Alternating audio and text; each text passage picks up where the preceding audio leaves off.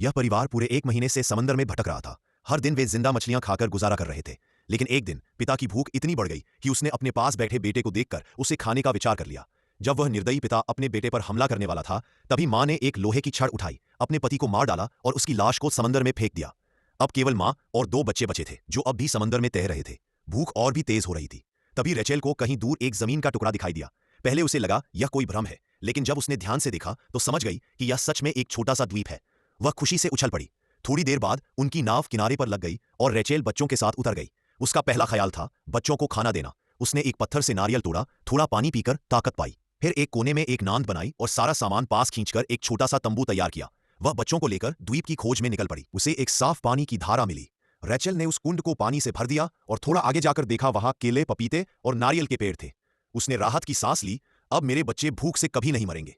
लेकिन तभी मौसम बदल गया। तेज बारिश शुरू हो गई। रेचेल बच्चों को लेकर तंबू की ओर भागी, लेकिन जो तंबू उसने बनाया था वह इस तूफान को झेल नहीं पाया। कोई और चारा न देख उसने बच्चों को एक कंबल में लपेटा और उन्हें कसकर पकड़ लिया, ताकि वे भीगे नहीं और ठंड न लगे। जब बारिश रुकी, तंबू पूरी तरह नष्ट हो चुका था। उसे अब एक नया आश्रय बनाना होगा। तभी उसका बेटा चिल्लाया, मां देखो। रेचेल मुड़ी और देखा, उस सुनसान द्वीप पर एक छोटी सी लकड़ी की झोपड़ी थी। बिना एक पल गंवाए वह बच्चों को लेकर उस झोपड़ी की ओर भागी और अंदर चली गई। पार्ट 2 के लिए चैनल को सब्सक्राइब कर दीजिए।